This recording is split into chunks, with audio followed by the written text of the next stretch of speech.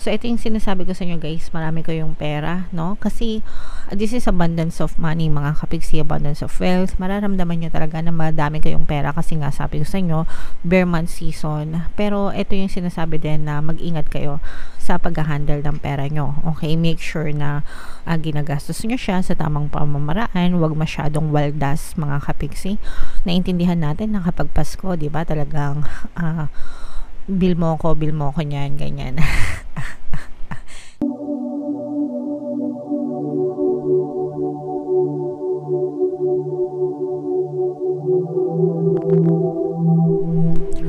Hello guys, hello Virgo, welcome back to Pinay Pixie Tarot.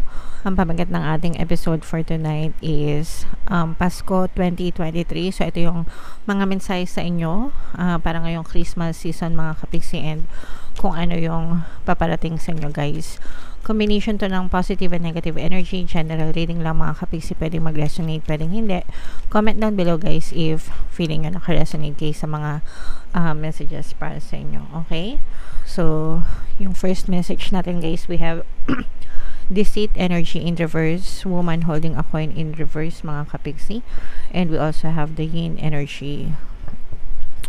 So, eto mga kapigsi, no? Eto maganda to guys kasi ibig sabihin nito, malayo kayo sa mga, you are safe and protected, mga kapigsi. And malayo kayo sa mga tukso, malayo kayo sa mga manloloko, sa mga manggagancho, ganyan. You are being protected.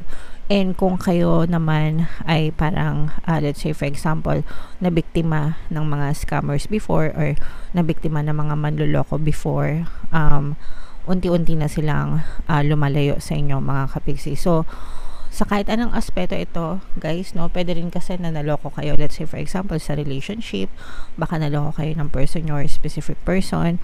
Ang maganda nito is parang lumalayo na sila sa inyo. So, there's no chance na lokohin ulit nila kayo because pwedeng naghiwalay na kayo ng landas or malayo na siya sa'yo. Ganyan.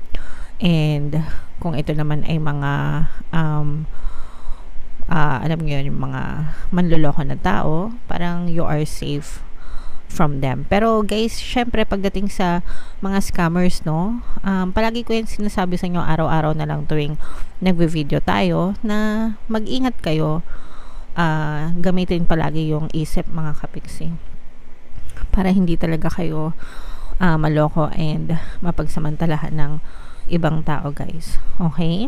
Mag-ingat kayo sa paglalabas ng pera, mga kapiksi, especially ngayon, bear months, Christmas season, marami kayong pera dahil yung iba sa inyo may mga natanggap na bonus, 13th month, mga pabuya, siguro rewards, ganyan.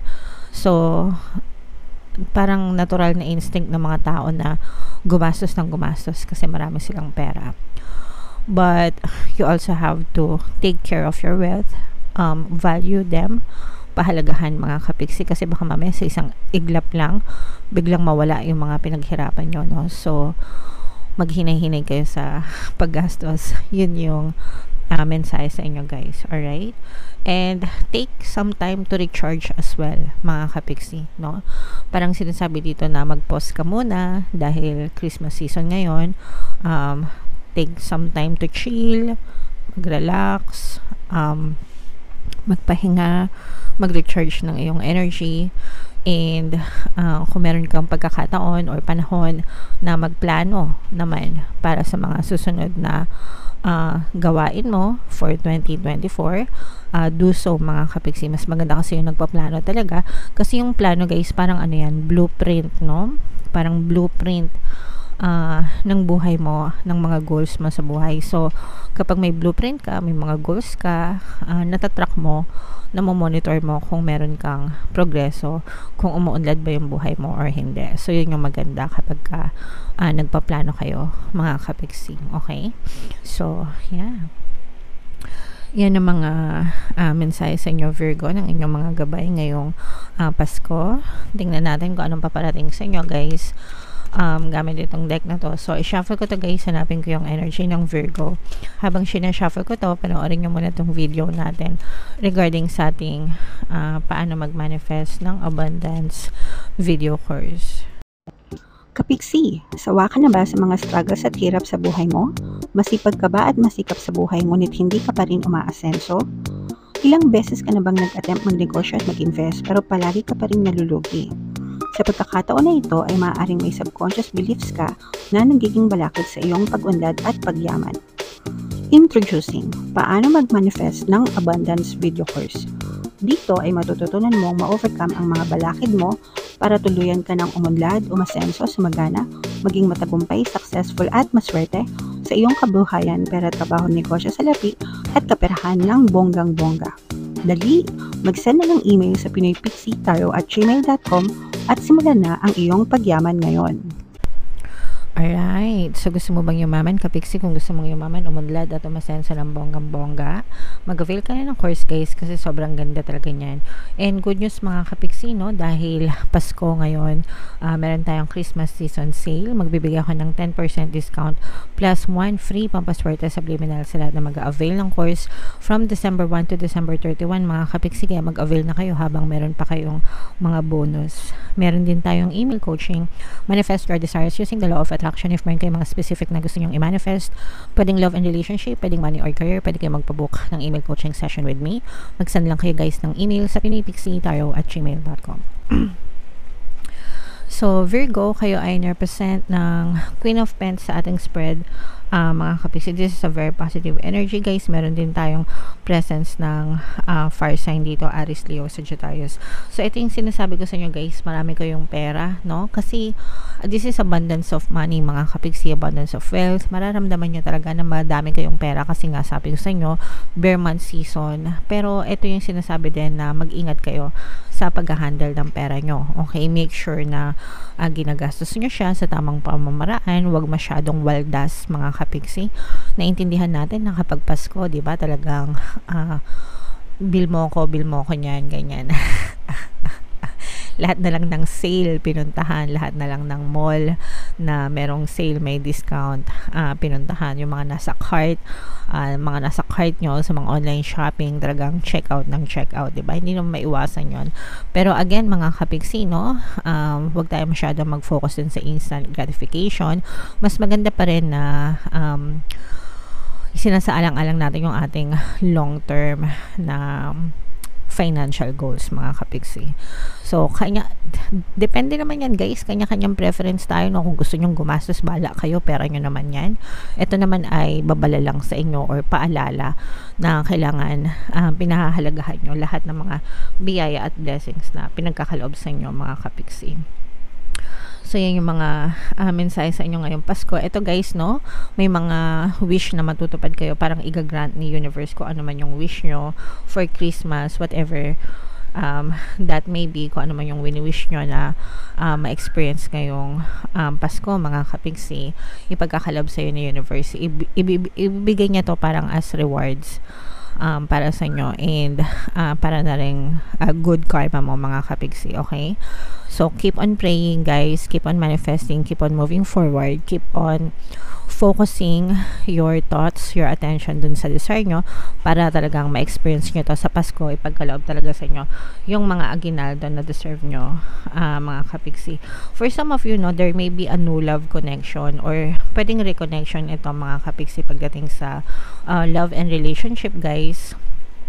Maaring may magparamdam sa inyo, maaring may bumalik na magparamdam, not necessarily magkabalikan, pero there's a room for reconciliation para sa mga kapiksi natin na naghiwalay, sa relationship mga kapiksi, no, yung mga naghiwalay, mga ghosted, no contact for the longest time mga kapiksi, maaaring magparamdam sa inyo yung inyong mga partner, specific person ngayong Pasko, okay? So, nasa sa inyo na yun guys kung tatanggapin nyo if ever man na makipagbalikan, pero at least reconciliation yung makipagbate.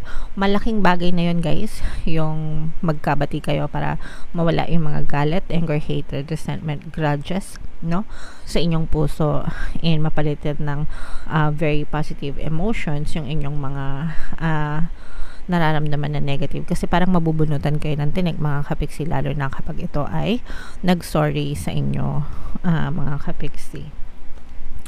So, tingnan pa natin kung ano nakaabang sa inyo. Ayan guys, talagang matutupad yung mga wish nyo sa Pasko. So, kung ano man yung wini-wish nyo mga kapiksi, pray hard, affirm harder mga kapiksi, no? You have to focus kasi talagang ipagkakalob sa inyo yung mga, eto yan, no, guys. Nakikita nyo ba to? Ipagkakalob sa inyo yung mga wish nyo. So, ikaw, ito sa taas, ikaw ito sa lupa, no? So, kung nakikita nyo yung pichel, ito yung pichel, ito yung mga kahilingan mo mga kapiksi, and the universe will pour its blessings towards you. Pupunuin niya yung cups mo mga kapiksi dito sa lupa para ikaw ay lubos na maging masaya ngayong Pasko, masaya ngayong Pasko mga kapiksi. So definitely guys, wish granted ka and answered prayers ka ngayong Pasko guys. So again, dasal mga kapiksi, no, pray hard, affirm harder para talagang ma-experience mo yung kasiyahan na yan ngayong Pasko. For some of you mga kapiksi, no, parang mabubunutan kayo ng tinig, lalo na kung may mga problema kayo sa pananalapi guys, no. Kung may mga problema kayo sa pananalapi, sabi ko nga mabubunutan kayo ng tinig kasi itong mga bonus sa'yo ni universe, parang magagamit mo ito pambayad ng mga utang. Kung kayo ay may mga utang mga kapiksi, magagamit mo ito para makaluwag-luwag ka sa iyong financial situation mga kapiksi. So gamitin nyo sa maayos na paraan yung mga biyaya, mga blessings na pinagkakalob sa inyo. Huwag nyong sayangin sa mga material na bagay lang mga kapiksi. And for some of you guys, no, parang ino-oversee mo, parang tinitingnan mo na kung ano pa yung mga pwede mong iset na goal for 2024. Parang dumadaan ka sa checklist mo ngayong 2023 mga kapiksi, tas tinitingnan mo kung ano yung mga goals na na-achieve mo, kung check ba or X, ganyan. Tapos yung mga X, parang titingnan mo kung same goal ka pa rin ba by 2024. So okay lang yan guys, tuloy-tuloy nyo lang. Parang bibigyan kayo ng freedom ni universe na mamili kung ano yung gusto mo mangyari sa 2024 mo. Okay? Alright. So overall Virgo, this is a very positive reading mga kapiksi, no? And Merry Christmas sa inyong lahat Virgo. Thank you so much sa inyong lahat sa pagsama nyo sa akin ngayon 2023, and sana samahan nyo pa rin ako sa 2024 guys para sa mas marami pang tarot readings and subliminals, and abangan nyo, may mga course tayo na ilo-launch by next year mga kapiksi. Ito pala yung ating 2024 kapalaran guys. Kung hindi nyo pa napapanood, panoorin nyo na, super nice, super ganda. And ito naman yung ating success stories ng paano mag-manifest ng abundance video course. Click here to subscribe mga kapiksi. Thank you for liking, sharing, and subscribing. See you again next time. I love you all. Have a nice day. Bye bye.